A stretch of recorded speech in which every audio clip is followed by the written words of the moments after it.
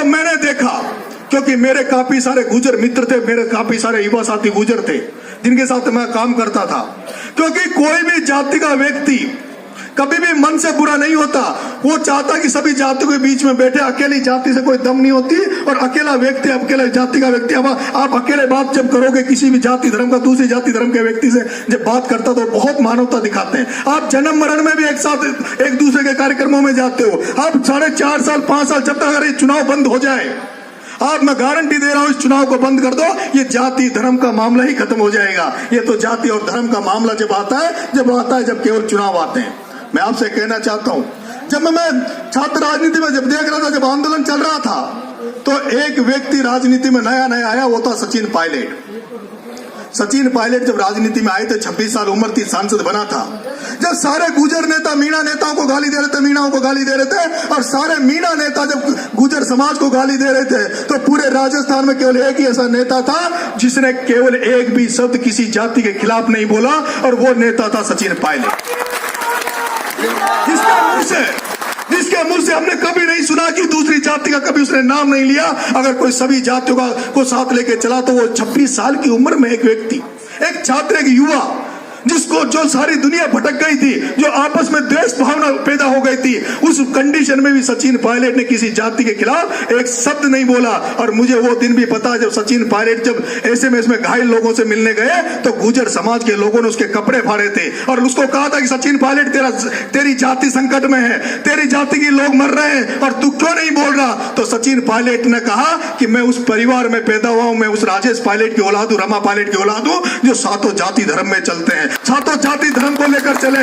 राजेश पायलट को केवल गुजरों ने एमएलए एमपी नहीं बनाया था, राजेश पायलट को सबसे ज्यादा अगर किसी ने साथ दिया था तो मीणा समाज ने दिया था। ऐसे में मैं मीणाओं के खिलाफ एक शब्द नहीं बोलूंगा। मैं जाति के साथ हूं, लेकिन किसी दूसरी जाति का अहित मेरे हाथ से नहीं होगा। मैं दूसरी जाति की बुराई में नहीं करूंगा। इसलिए मेरा भी मन था कि इस व्यक्ति के साथ मुझे चुनना चाहिए, इस सचिन पायलट के साथ मुझे काम करना चाहिए, क्योंकि इसकी उम्र भी 40 साल है और मेरी उम्र भी 36-38 साल है। अगर ये गुजर और मीणा जब साथ में चलेंगे तो जरूर 100% जो देशता फैलाई थी, जो दुश्मनी पैदा राजस्थान में की थी, जो गुजर मीणाओं को लड़ाने की जो कोशिश करी थी, मैं सचिन पायलट के साथ रहकर वापिस गुजर मीणाओं को एक साथ लाने की कोशिश कर सकता हूं। अब इन दोनों जातियों को एक साथ एक मंच पर लाने की कोशिश करता हूं। इसलिए मेरा मन था कि इस पायलट साहब के साथ मैं जुड़कर कांग्रेस ज्वाइन करूं।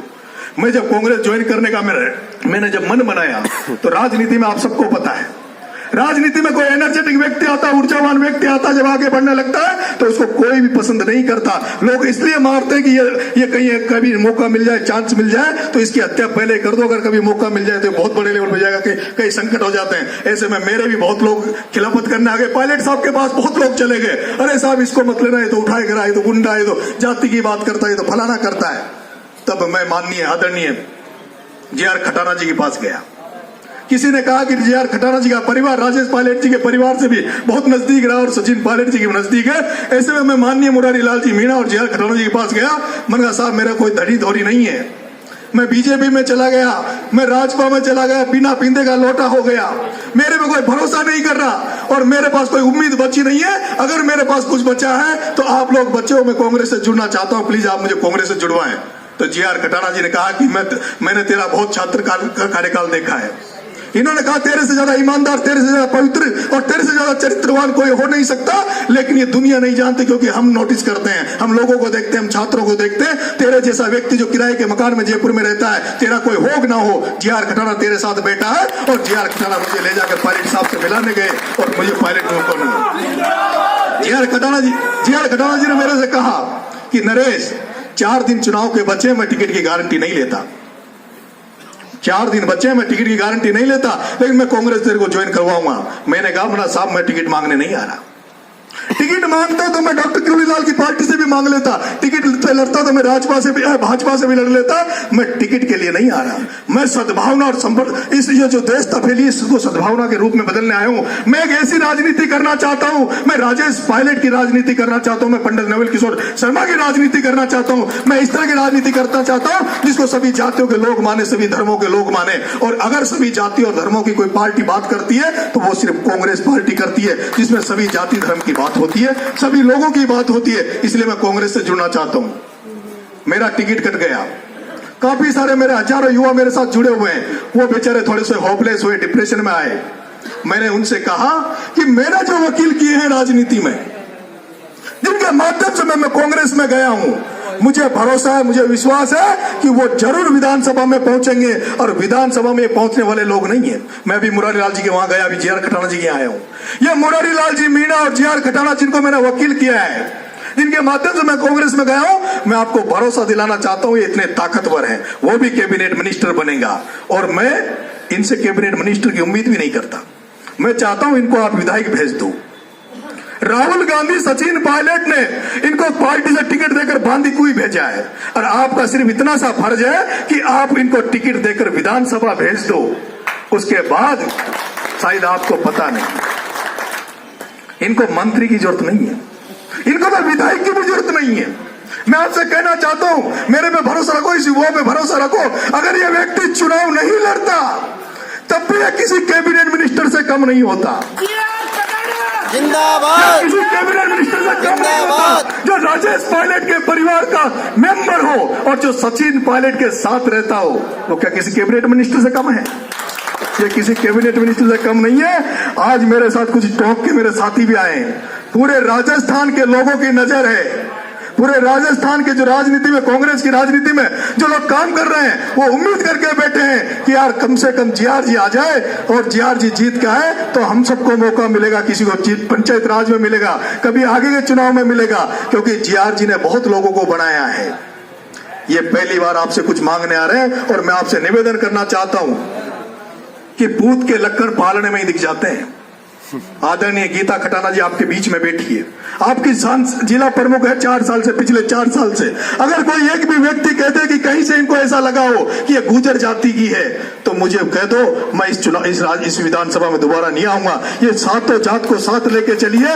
प्रत्येक काम में इन्होंने विकास किया है, काम किया है, इसलिए मैं आज इनके लिए वोट मांगने आया हूं। कुछ युवा साथी मेरे बैठे हैं, मेरे समाज के लोग भी यहाँ बैठे होंगे।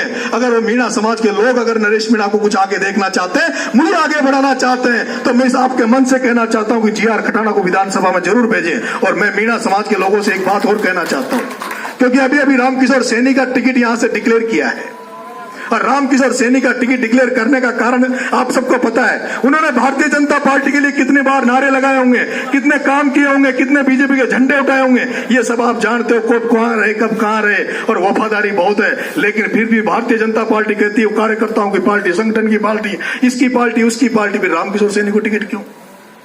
मैं कहना चाहता हूं किरोड़ी लाल जी मीणा साहब हमारे नेता हैं, देवता रूप, देवता तुल्य बड़े लीडर है, उनके लिए कुछ बोलना नहीं चाहिए। लेकिन मैं कहना चाहता हूं किरोड़ी लाल जी को पहले जब उन्होंने कुछ समाज के लिए किया तो पार्टी ने निकाल दिया, अब वापिस उनको पार्टी में ले लिया और पार्टी में लेने के बाद ये हालत है केवल अपने परिवार के 2 टिकट दिलाने पर तुले हुए हैं। एक टिकट गोलमा जी को और एक प्रधान को। भारतीय जनता पार्टी ने उनको अभी भी उसी तरह से कर दिया। वो कुंठा में है, गले पे उनको फंदा डाल दिया, गले पार्टी में ले तो लिया लेकिन वो दुखी है, वो कुछ कह नहीं सकते, कुछ कर नहीं सकते। सवाई माधोपुर उनको जो जिनका टिकट मांग रहे थे उनकी जगह दूसरे को टिकट दे दिया।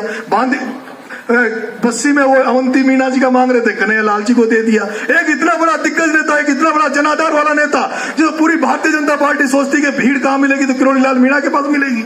और उस किरोड़ी लाल मीणा की हालत, ये कंडीशन है, इसलिए मीणा समाज को सोचने की जरूरत है। हमारे समाज को मारा गया है, पिछले चुनाव में भी आपने देखा, पूरे 5 साल देखा।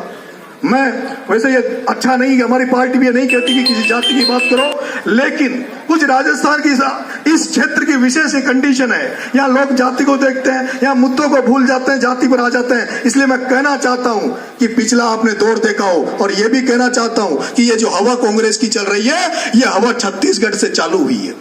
ये छत्तीसगढ़ से मध्य प्रदेश होते हुए, राजस्थान होते हुए दिल्ली जाने वाली है। और ये 2019 में ये आंधी जो तूफान चल रहा है, ये नरेंद्र मोदी को गद्दी से हटाकर रोकेगा। ये भी आप तय मान लीजिए, ये पक्का है कि सरकार हमारी आएगी, सत्ता हमारी आएगी। और वो जो जिस तरह से भेदभाव पिछली गवर्नमेंट में किए, वसुंधरा राजे ने किए, जाति को देख देख कर तबादले ट्रांसफर किए गए, जाति को देख देख कर एसीडी के छापे डाले गए, जाति विशेष को देख देख कर पंचायत राज और पंचायत इसमें क्या नाम से मंत्रिमंडल में पद दिए गए।